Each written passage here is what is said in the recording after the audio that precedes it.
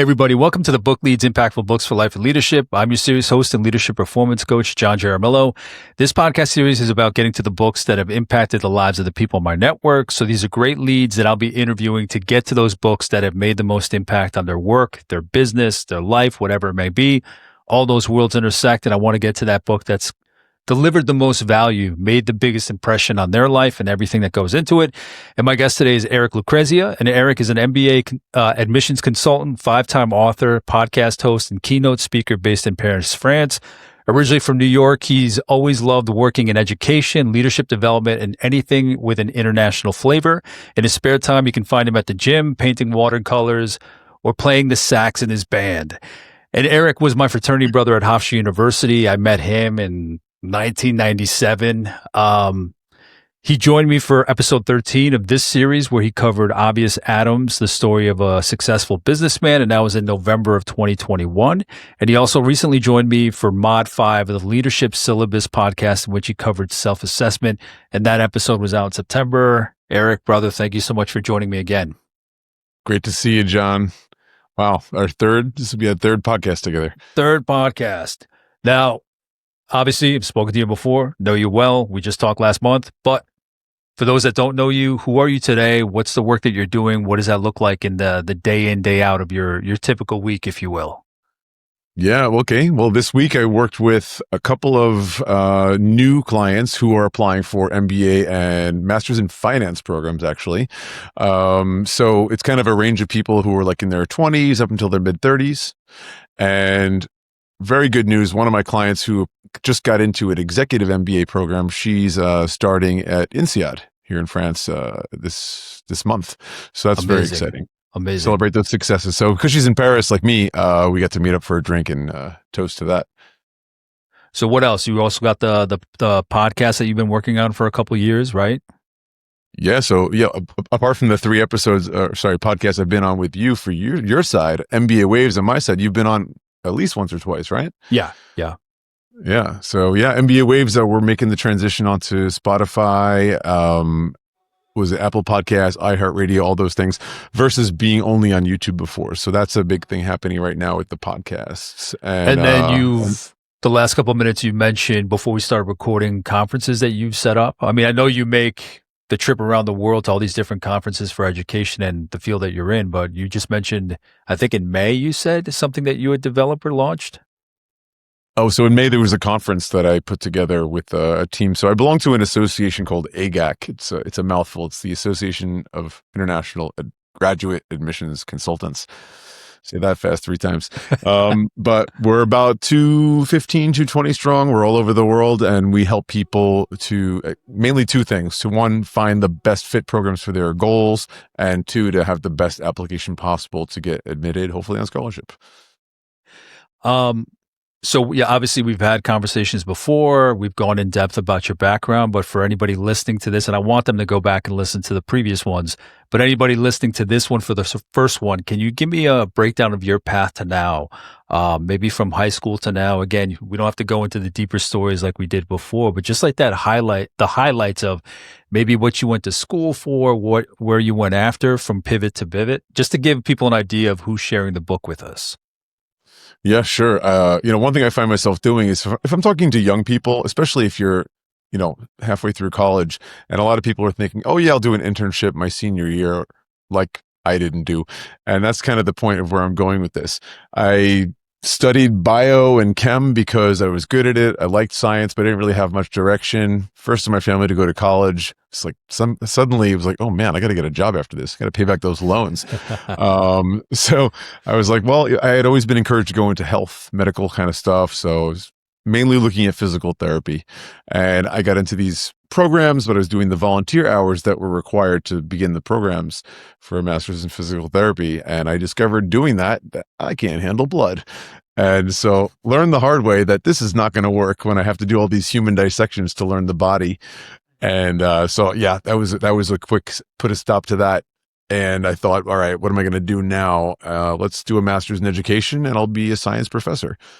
So I got into a couple programs. Our alma mater, Hofstra, plus CW Post Long Island University, where I had a job opportunity in the admissions office, which was great because it was free tuition. And considering how insanely expensive Yeah. education is in the US, this was great because it was totally free tuition. And by doing this job in admissions, I discovered that I love the whole admissions recruitment process. So it's like, it's sales because you're selling to schools. So it's a sales and marketing thing, but you're traveling, you're getting to see, in this case, it was the country, but it was the whole East Coast they had, plus Puerto Rico and the Virgin Islands because they're U.S. territories.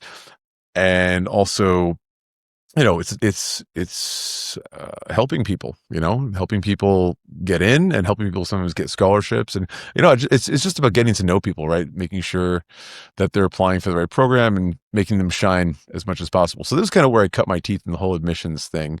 And my path changed a few times over the years. I ended up living, as you know, in Barcelona, in Spain, in Sydney, Australia, and I've been here in Paris, France for 15 years. So, Wow.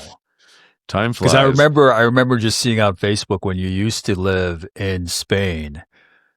Because we were, once you had learned Spanish, we were talking Spanish back and forth, and then now to think that you've been in Paris for 15 years, that's incredible. Yeah, it's kind of replaced my Spanish. I mean, I try to keep up with our waitress last night at a restaurant here in Paris was from Peru, so got to jump into a little bit of Spanish, but it was definitely going back into my memory. So then what was it that led you to France, to Paris? Since it's such a big part time-wise of your life, what was it that drew you to that area, to that country? I mean, when I first came to Europe in 2007, it was one of those backpacking for a month kind of trips, bopping around, didn't know anyone or anything, just discovering. For me, it was important to see Rome and Dublin because I'm Italian and Irish, like a lot of New Yorkers, and Paris because I had studied French a little bit.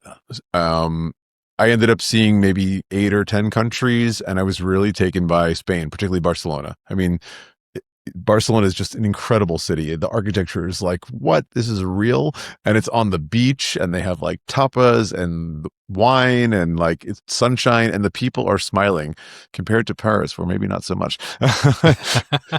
There might be a connection between gray skies and grumpy people, but anyway, yeah. So I really just fell in love with Spain. And a year after that trip, that was in summer 2007, a year later, I was moving there.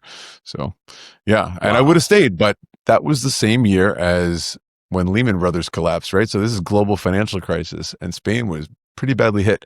I stuck it out for a year. I mean, I enjoyed it, but we knew it was going to get worse before it got better. And that's why we went to Australia, kind of weathered the storm.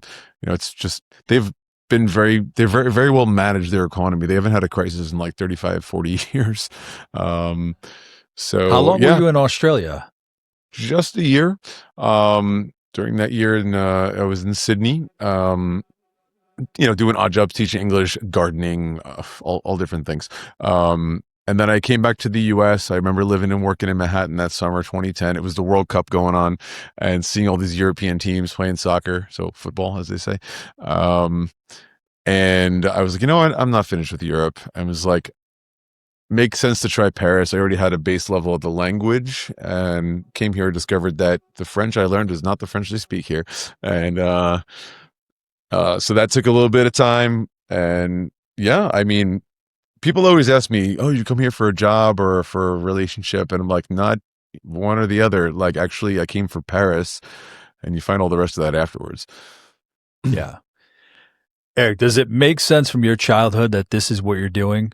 Considering who you were as a kid, the type of personality you had, not that you knew it was going to lead here, but do you find pieces of your childhood, who you were in the work you're doing, who you are today? How do you reconcile the two? Yeah, in the sense of just being a curious kid. So yeah, that curiosity and wanting to dive into stuff and know as much as I can about something. I think that definitely being curious makes you want to open that next door. And if that grabs you enough, more than the fear of taking the leap of making, say, an international move, for example, or it could be not as simple, but could be just changing jobs, but in the same country, there's fear because there's risk. So I suppose that drive in me is curiosity and also interest in other people, because I find that I truly am interested in other people, which makes me good at what I do.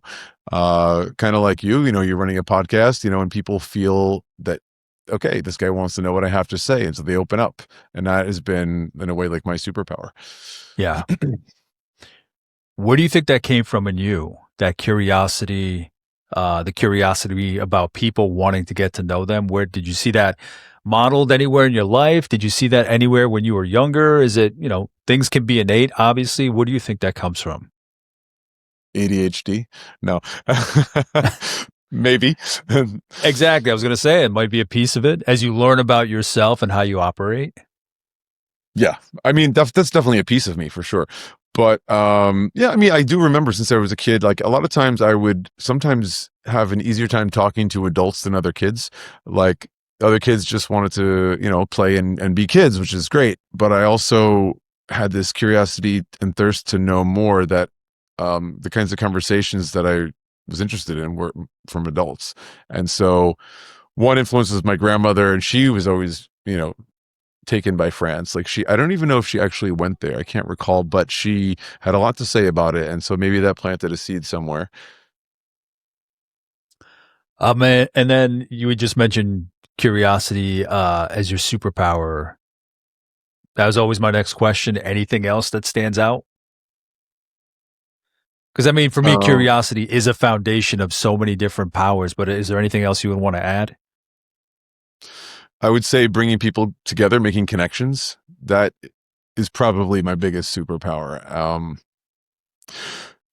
I I have a pretty big network. I know people from all over the place, ever since I started working, you know, as a teenager in restaurants, and I've always kept in touch with one or two from each place I've worked in. And it's the combination of curiosity, again, ADHD, because it's always like the distraction to check out the next thing, you know, but um the going back to curiosity, a genuine interest in what people are about. So I actually maintain connections with people all over the world. I mean, tools like Facebook and WhatsApp make that easier. And the jobs that I've had, which send me in all four corners of the earth, where I'm regularly going back to certain places, allows me to maintain relationships. Because it's not like, you know, most people, they travel when they can, might be like 1 or 2 weeks here and there each year kind of thing. But I'm regularly going to places all the time. So it allows me to build and continue to grow the relationship. So mm. Amazing. And I suppose I didn't finish that thought. Let me expand on that a little bit more. So knowing people in so many different locations, but also industries, it'll happen often where I'll hear someone say, "Oh, I'm looking to, you know, find a job doing this," or "I'm looking to get a degree in this," or "I'm looking for a roommate. I want to buy a car. I need somebody who knows how to do spreadsheets." And I'm like, "I know someone who can do that," and I will happily put them together. So Yeah. that's, you know, that happens all the time, and it's such a pleasure for me, actually. Yeah, I don't know. I have the same thing, not to the extent you have, not that global reach, but I don't I think it just comes from my father. Like you said, with your family, with your grandmother, and what you learned from her, I think it just comes from seeing it modeled, and just when you grow up with it and you see it all the time, it's almost like it's second nature because it's so ingrained in you think it's ingrained in your behavior just from what you saw modeled, but it is incredible to just connect people. Like, Yeah. I don't know, you don't have to make a proactive effort to do it. It's just kind of it's always like the operating system that's running in the background. Like, you're always just keen and aware to who needs what and how you can help. Yeah. Yeah, there's empathy in that. There's vision in that. It's like, you know, I see what somebody's struggling with, and I'm like, I know somebody who can do that. Like, you know, just it's just second Yeah, nature, as you yeah, said. yeah. Mm, yeah, I mean, I'm not a religious person by any means, since as long as I can remember. But if I were to say there was a purpose for life, humanity, I'd say it's about connecting with other people. You know, having human connection is, I think, what it's all about. For at least for me. It's incredible how that mindset is more the exception than the rule. Yeah. I mean, And there's yeah, at just least no other way to What's that, bro? I was gonna say at least on a conscious level. Yes, I would Yeah. agree. I think a lot of people Yeah. do it without thinking about it or without realizing it, but yeah, that's kind of first of mind for me somehow. Hmm. But when I begin with a new client, for example, one thing I always start with is called a storytelling interview, and it's the same 35, I believe, questions that I ask everyone. Usually takes 2 or 3 sessions because each question I ask, it's not just about telling me about your successes in the office. It's stuff about family. It's about trips. It's about weaknesses, stuff that scares them, stuff they're like, what's their superpower, what's their kryptonite, all these different things, right? And the whole purpose of it, besides getting to know them, because I'm going to work with them, is one, understanding who they are as a person and their real values and stuff helps me to orient them towards the schools and programs that I think would be a great fit for them. Because it's not just about, rankings or prestige of the Mhm. school. It's about, does this school, what are their core values? What are the pillars of this, what's the culture of this school? Even two schools in the same city can have very different values and very different culture. And so knowing them really helps me to say, well, this school seems to be a great fit for you. And also they have different expertise. Yeah. One MBA program, for example, because that's the main kind of, student applicant I'm working with. One MBA program be great in finance and another great in consulting, another great in sustainability and so forth and so forth. So yeah, that's what the purpose of that is. And whenever I finish that storytelling interview, first of all, people love it. They're like, I feel like I've been through therapy. you know, Yeah. People love it because it's pretty rare that someone gives their full attention on you for that amount of time and in that kind of depth. So, I don't know. People really appreciate that. That's what I start off with, and then that's just a foundation for helping them orient them, but also with essay conception, right? As they're going to respond to the questions. That storytelling interview, I follow that up with what I call a storytelling report, which is like basically me mirroring back to them what they've told me, but really highlighting some of the best stuff, the gems in their story. And that Yeah. becomes a toolbox or a treasure chest of stories, anecdotes they can pull from as they respond to the questions that they have to answer in their applications. Yeah, because unless it's some kind of formal structure like that, like, we're going to be client, coach, a structure like that, too often in life, you're not asked, this story, this piece of your life, what was that about? What did you take away?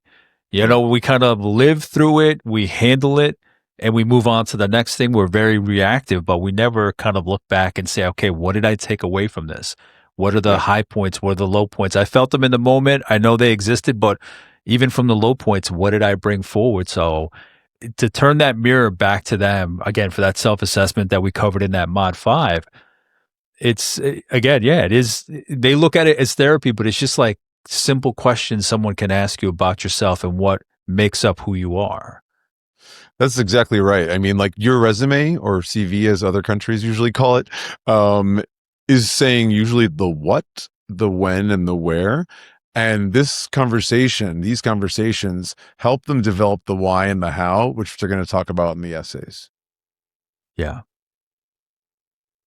Yeah. And that's the thing. I think so many of us went into those essays kind of like, shit, what do they want to hear instead of, okay, I know myself well enough. I know my foundation well enough up until now. It hasn't been all reactive. I've looked back, I've collected those gems, as you said, and now I'm going to share that in such a way. Eric, before we jump into the book, last question before that. What does leadership mean to you? How do you define it? Whoa.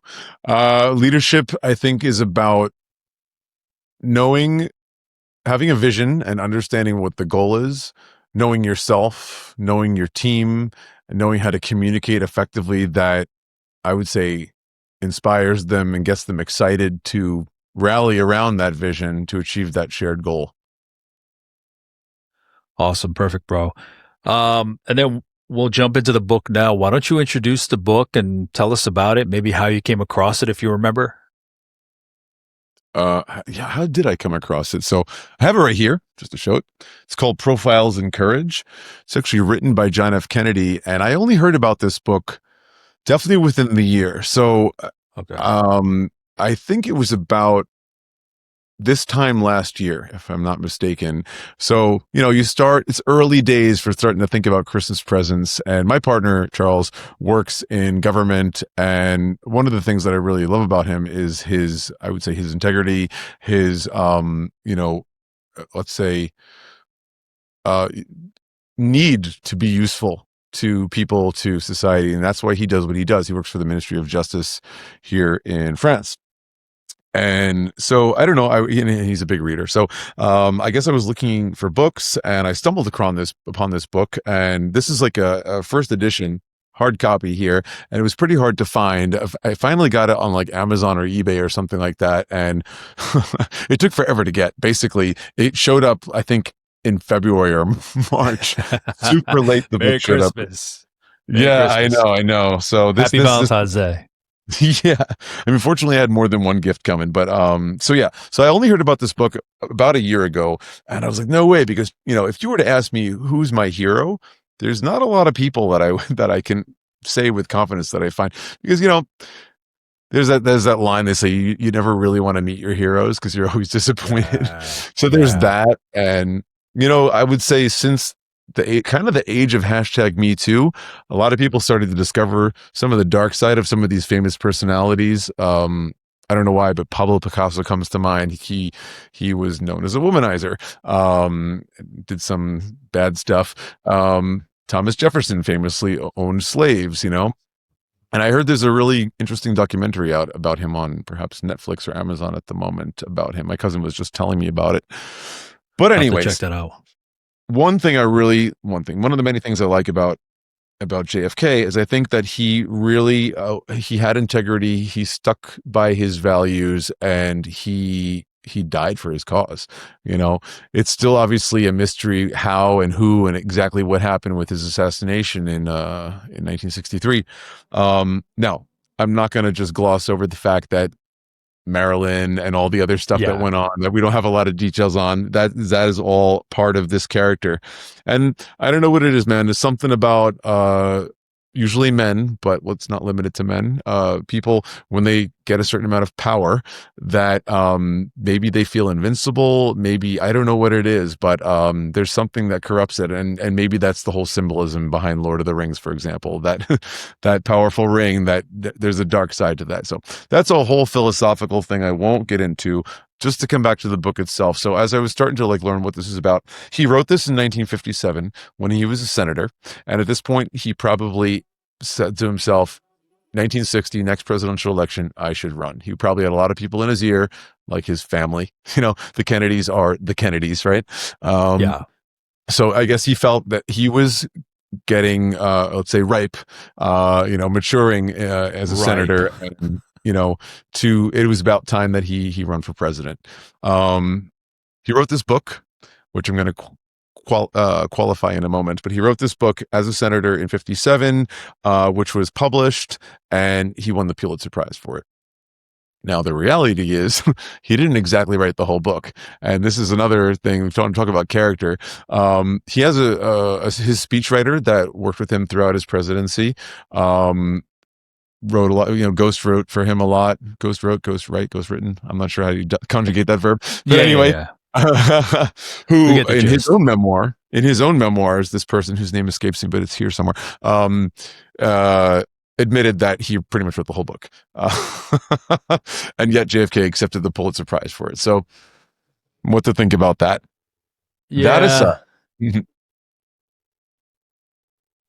yeah, I mean, he was running. It's like what you just said about his meeting your heroes. I mean, yeah, everybody, no one's infallible. It's just there's nothing to be said as long as you have that understanding that no one's perfect, and there are different details from example to example, person to person. As long as you have that caveat, I mean, you take the good lessons, the good stories, and move forward, I guess. That's it. I mean, we're all human. None of us are perfect. We all make mistakes. We all do bad things sometimes.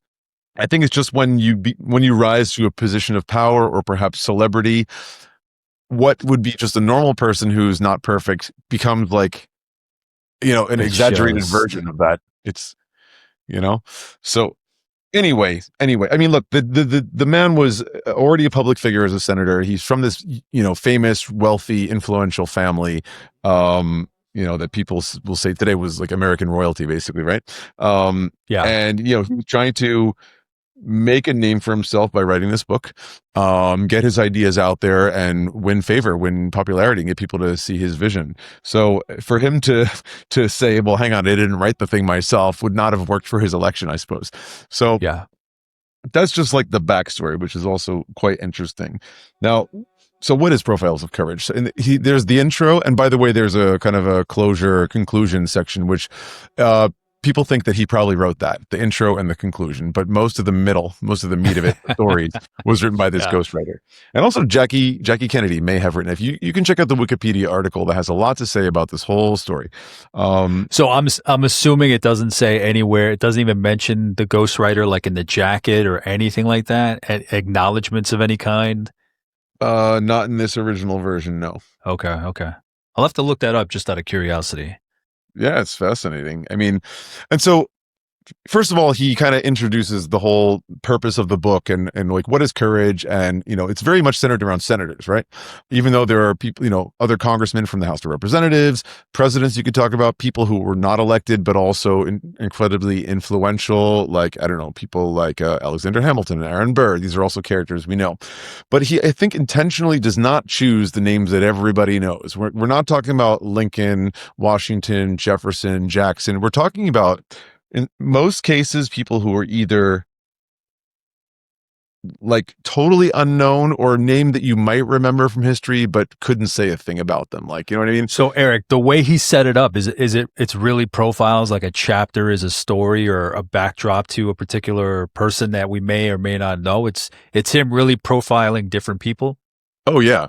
So basically, you'll have in the intro, they basically kind of gets into like, what is the role of the senator, and explains the challenge and how difficult it is to balance those things. Some things that I didn't exactly think about this way, because I remember paying attention in history class and American government class and being interested.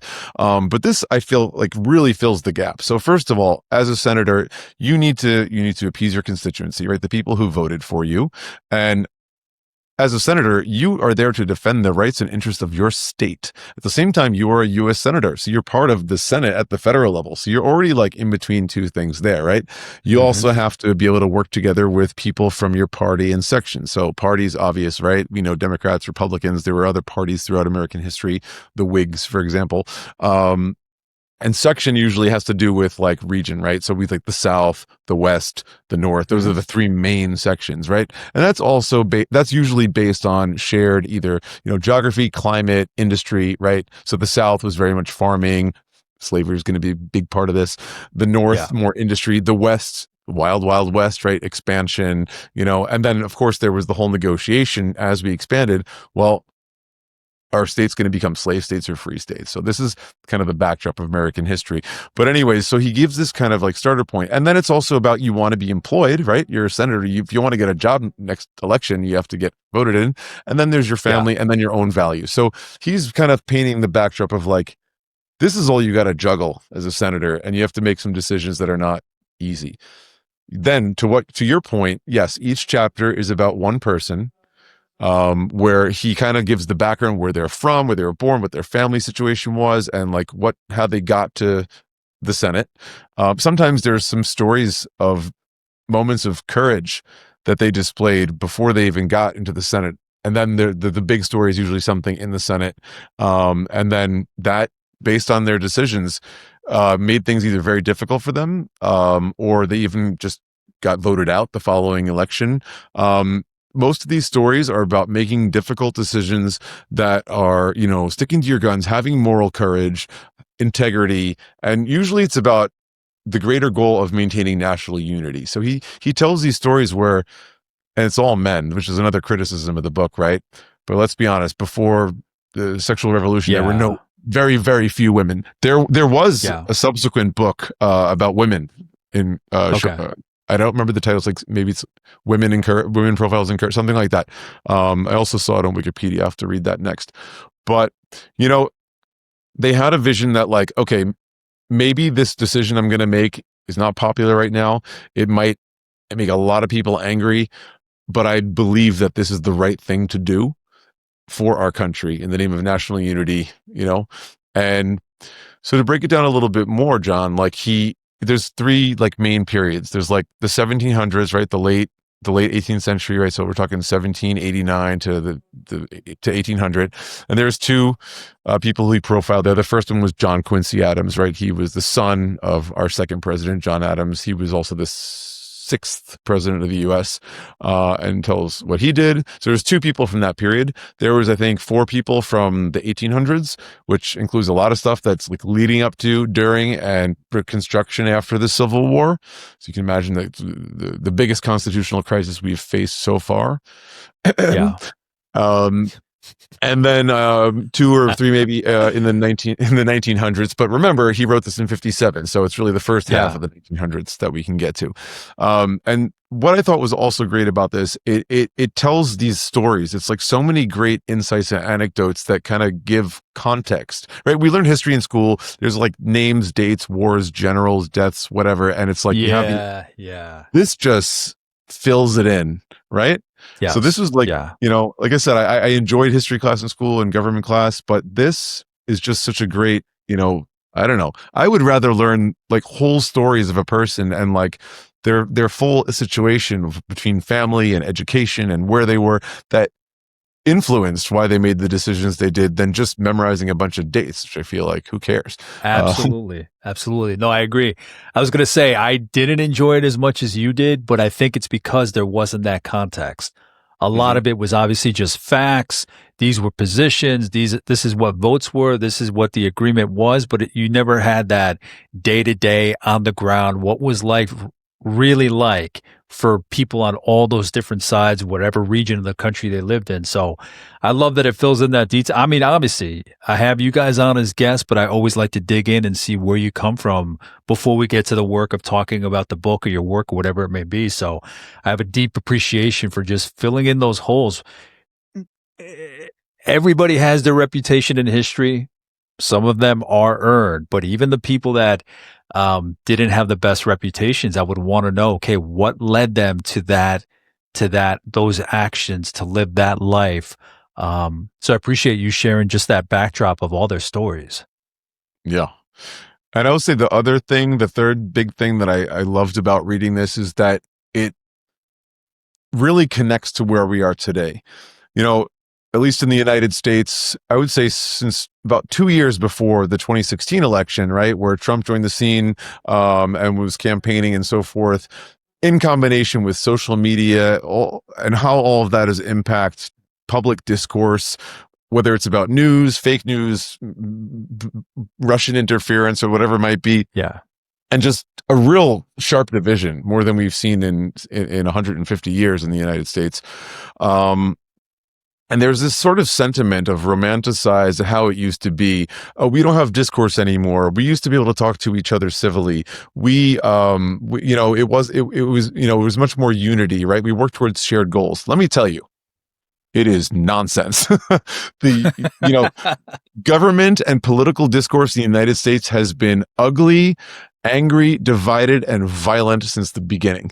And it's story after story that's told in full detail. I mean, there's one story, and this had to do with basically the abolition of slavery. And there was a senator from Massachusetts, who was speaking on the Senate floor, and a senator from a southern state, I believe South Carolina, if I'm not mistaken. Yes, it was South Carolina. He was so enraged by this guy standing up for the abolition of slavery that he literally beat the man almost to death with a cane on the Senate floor. I mean, I haven't seen that kind of violence lately, but I mean, and that's not just one example. So another example was this guy named George Norris, who basically he went out of the Senate hall and he was like dragged by an angry mob and like beaten to near death and almost thrown into a river to drown, until he was such a good orator. Despite being beaten, he managed to like say these words that caught their attention, and they stopped, and he calmed them down and he saved himself. But like, it's always been angry and violent. Yeah. It's just a shift in what the vitriol looks like. Yeah. But yeah, Just from history, just from reading certain stories, that's the crazy thing is, however it's escalating right now, whatever the temperature of the vitriol and the context is, it doesn't compare to what would happen back then. So thank you for sharing that. Eric, obviously you've drawn this appreciation for where we are today based on what you read. Did anything else change in you from reading this book, from reading those stories, those vivid stories? Even if you didn't say, intentionally, okay, now I'm going to change the way I do this or do that. Looking back, did anything change in you? And you're very amicable, you're very diplomatic, you're very caring, you're very empathetic. So I don't think it would change you a lot because you already reach out to others, you already talk to others, you like discourse, you like learning. But looking back, did anything shift in you after reading this book? I wouldn't say shift as much as I would say it underscores something that I already believed in and made it more powerful. So, you know what I do, John, right? I work with people who are applying for MBA programs for masters in management and so forth, right? I'm an admissions consultant, and, schools out there, whether it's the States, here in France, the UK, Spain, etc., in their applications, they really want to get to know the applicant. They really want to understand what makes them tick. What are your values as an applicant? And you don't just say it, right? You illustrate that through your decisions, through your actions and words. And so schools are very interested in values. And so I find that in my little universe, my colleagues were always talking about values and how to express them and so on, and being true to them. And I think this is also, we were talking about how things are going in the US right now. It is a moment where I think people's values are being tested.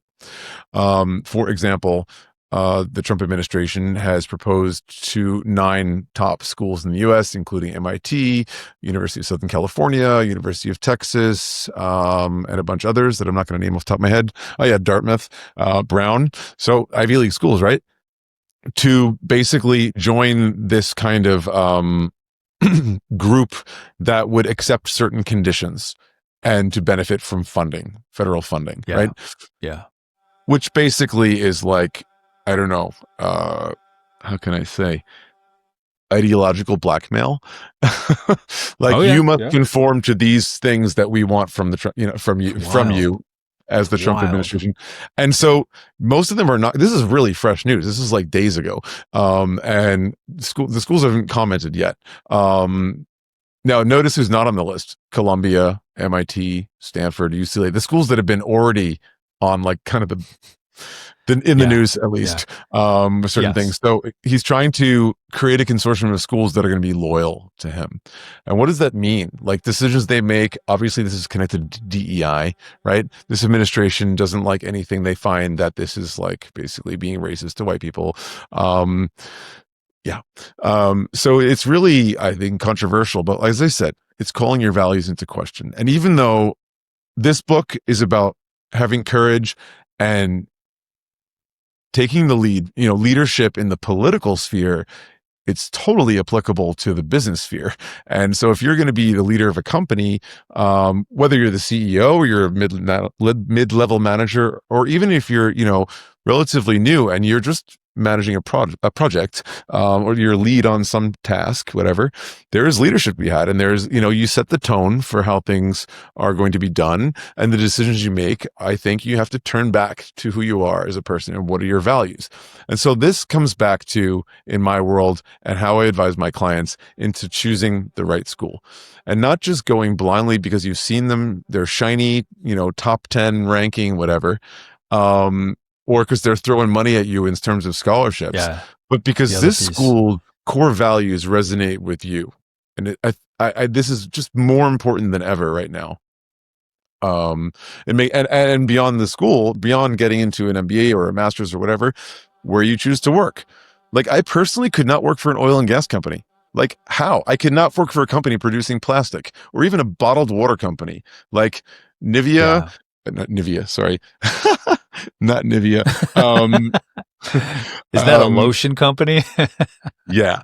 I meant to say Avion, which is, I guess, like the word reversed. Evian, Pepsi. Remember Dasani back in our Hofstra days? Dasani. Yeah, yeah, yeah. They still You have know, that. the bottled It's bottled by water Coke, right? industry. Sorry, that's owned by Coca-Cola. It's Exactly. yeah, yeah, Um, yeah. with people realizing that sugary drinks are horrible for you and incredibly addictive and, cause a whole host of diseases from like diabetes to concentration issues, more and more people are drinking sugary drinks. So they got into the bottled water industry. They have like the bottling plants and so on. So what do? They take all this water, fresh water from source for next to nothing, from often from communities that they're now like being deprived of water, like what's gone on in Flint, Michigan, which you haven't heard in the news for a very long time. Yeah. But they have like mercury in their water. I mean, they live on the Great Lakes, one of the largest freshwater sources in the world, and their tap water is contaminated and undrinkable. And so, you know, bottled water companies take this water for very cheap. There's often a negative impact on the communities it comes from, and then they put it in plastic bottles, which are, not recyclable most of the time. We can talk about Yeah. recycling in a moment if you want. And selling it for like about 100,000% increase of what they got it for. I mean, the lack of ethics and morals in this whole equation, uh, doing all that and then polluting the planet with more plastic is just unconscionable. So for my values, I think, I wonder how that shifts though with like and any lessons that we learn, we always turn our backs on them. That's just how we are. We always forget those lessons. But even during COVID, people realizing where they were working, how much time they were putting in, what they wanted out of life, what their values were, how their values weren't reconciling, or their businesses, their employers' values weren't reconciling to theirs. I wonder how, I don't know what that looks like now coming out of COVID, 5 years later, 5.5 years later, if people have still kept to their guns and really said, I'm not going to work for this kind of company or that kind of company. But that's a great point that you bring up because so many people that I've coached, sometimes they get to that point where they're like, this company's values, what they're doing, whether it's major scale, like what you're talking about, or even minor actions, don't reconcile to who I am. And again, that counts for more these days in most cases than salary and compensation and all that. So I love that you're catching people go before they go into their education to get to that next level to consider those kind of things and what's important to them. yeah, I think it's more important for the younger generations like millennials and Gen Z. You know, companies understand that, and so there's more and more sustainable companies that using locally sourced products like fair trade. Yeah. Excuse me, fair trade. Yeah, who make a commitment to not like have to use sweatshops if we're talking about making clothing, for example. And people especially millennials, I feel, are willing to spend premium dollar on clothing that they know is, not negatively harming people or the planet. Yeah. Yeah. Ethically Not sourced everyone and can all. afford that. Not everyone has that education. Not everyone has those values. Um, so there's definitely and I don't like this reference, but just for lack of a better term, like it's sort of a first world thing, um, people from economies or financial situations where they don't have choice. They do what they can, go to the dollar store and not worry Yeah. about everything that's plastic or whatever. But this speaks to a larger problem of our society, that it's cheaper to buy a cheeseburger at McDonald's than an apple. That's the issue. Eric, in wrapping up, I was going to ask you, what are you up to these days? Anything that you want to share? Part of that, just a quick blurb if you want to share about your book series, just because I know that that's growing. If you want to share the details about that, just to share that with everybody. Yeah, sure. So I've published 5 books so far. It's getting into an MBA series. And so originally the first one originally it was just going to be one book, right? When I thought through what I wanted to include in terms of like more than the whole application process, but, um, getting scholarships, loans, visas, and kind of practical advice on moving over. I was like, this has to be country by country. And so I did one about France, then the UK, USA, Canada, and Spain. And next up is probably going to be Germany. And so, yeah, they're on my website. Speaking, to your point about not everyone sticking to their values, don't love Amazon, and yet my books are for sale on Amazon. So there you go. And it's kind of hard to escape the reach, the tentacles of It is. corporate. It is. You know what I mean? The same way you spoke about your heroes and they have like the little things that, don't keep to their virtues. I mean, we all have that. Right. We can't be perfect. There's going to be little things where we have to compromise with ourselves, with others. So I don't hold it against you, buddy. All right. As long as I'm still And your again, hero. Eric shared the book Profiles in Courage by John F. Kennedy. Eric, thanks for sitting again for this conversation. Thanks for sharing the book. Timely. It's an older book that covers an even older series of events and people. But I mean, these kind of conversations, you got to keep having them. Things like that are always applicable to what you see that's going on out there. So thank you for sharing that book. My pleasure. Thanks for inviting me to talk about it. And if there's anything I might have missed, there's limited time, so much to cover. Let me know if you're curious about something I should have asked. I can reach out to Eric, see what kind of insights, guidance, knowledge, wisdom, all of it I can get back. In the meantime, thank you for watching, listening, and subscribing, and I'll talk to you soon. Take care. Bye.